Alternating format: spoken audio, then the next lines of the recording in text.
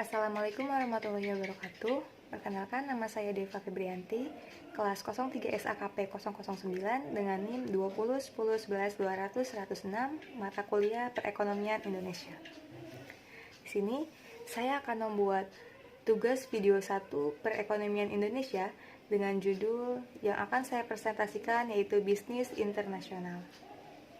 Pengertian dari bisnis internasional mengacu pada perdagangan barang, jasa, teknologi, modal, atau pengetahuan lintas batas negara dan dalam skala global atau transnasional, yang melibatkan transaksi barang dan jasa lintas batas antara dua negara atau lebih. Pengertian bisnis internasional menurut beberapa ahli, diantaranya menurut Rugman dan Hodges tahun 1995. International business is the study of transactions taking place across national borders for the purpose of satisfying the need of individuals and organizations. Yang artinya, bisnis internasional adalah segala bentuk transaksi yang terjadi di lintas batas negara untuk memenuhi kebutuhan individu maupun organisasi. Yang kedua, menurut Griffin dan Fuste pada tahun 1996. International business is any business transaction between parties from more than one country is part of international business.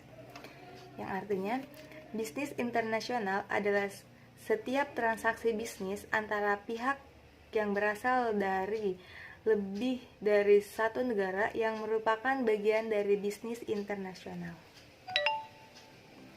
Istilah-istilah dalam bisnis internasional. Terdapat beberapa istilah yang terkadang dihubungkan atau dipersepsikan ke dalam sama dengan bisnis internasional, padahal esensinya berbeda. Istilah-istilah yang dimaksud diantaranya yang pertama adalah bisnis domestik. Bisnis domestik adalah aktivitas bisnis yang secara nyata ditujukan pada aktivitas bisnis dalam negeri. Yang kedua, bisnis internasional.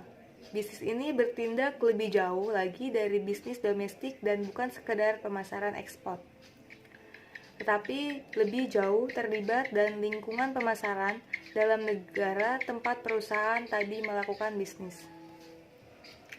Yang ketiga adalah bisnis multinasional. Dalam bisnis multinasional, organisasi pemasaran internasional dimulai dengan memfokuskan pada pengalaman dan produk perusahaan. Yang keempat, bisnis global atau transnasional, yaitu bisnis yang memfokuskan pada pemanfaatan aset, pengalaman, serta produk perusahaan secara global dan melakukan penyesuaian pada apa yang benar-benar unik berbeda dalam setiap negara. Tipe-tipe bisnis internasional. Yang pertama, foreign trade. Jenis ini yang seringkali dilakukan oleh sebagian besar negara. Jenis foreign trade cenderung seperti kegiatan ekspor-impor barang. Namun, dalam kegiatan ekspor-impor barang tersebut, objek barang yang diperjualbelikan adalah dalam bentuk komoditas atau visible physical goods, yaitu barang yang wujudnya kelihatan. Yang kedua, trade in service. Merupakan bisnis internasional yang objek barangnya adalah intangible goods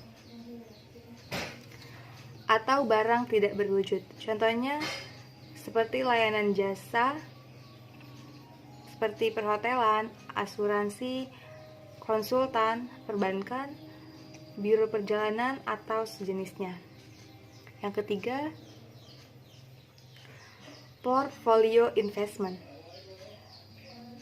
Merupakan investasi dalam bentuk sekelompok aset, termasuk transaksi dalam ekuitas, sekuritas seperti saham biasa, atau sekuritas hutang seperti obligasi dan semacamnya.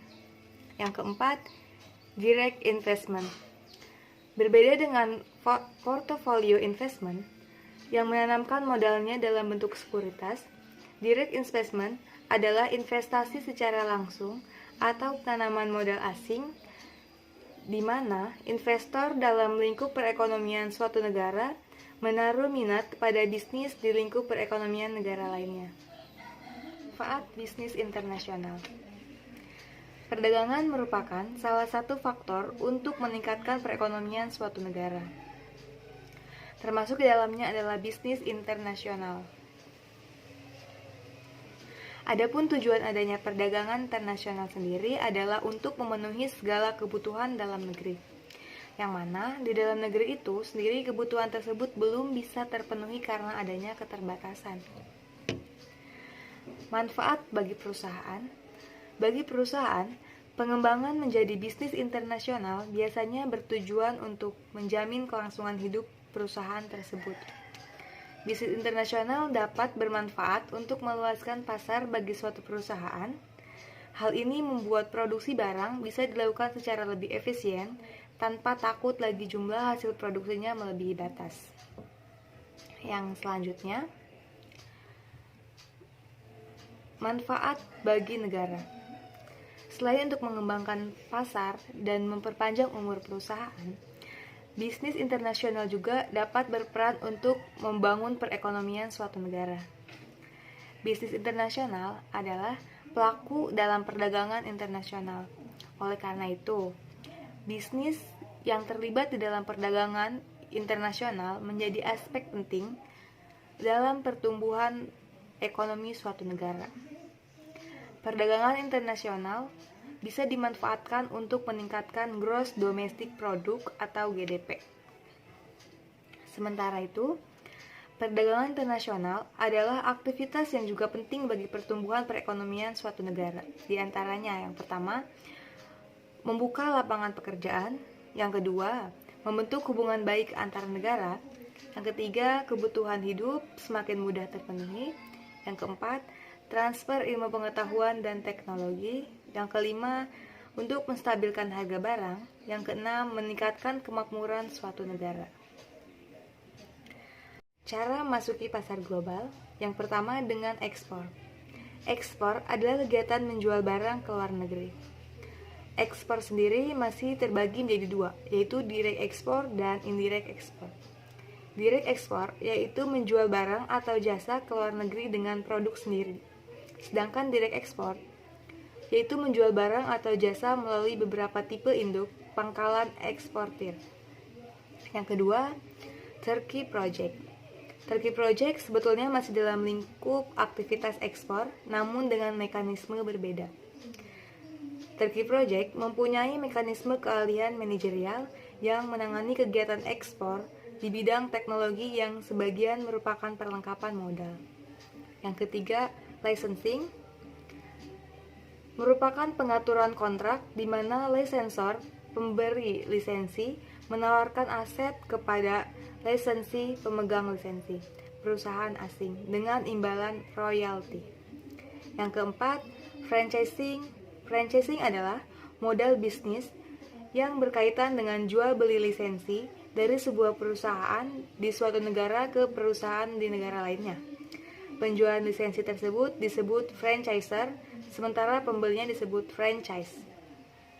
Yang kelima adalah joint venturing. Joint venturing merupakan pembentukan analisasi strategi gabungan dari beberapa perusahaan dari berbagai negara yang disatukan berdasarkan pembagian biaya dan resiko, serta memperoleh pengetahuan lokal dan mungkin juga mengaruh kepada politik. Yang keenam, multinational corporate merupakan perusahaan raksasa skala internasional yang berpusat di suatu negara dan memiliki kantor cabang di berbagai negara.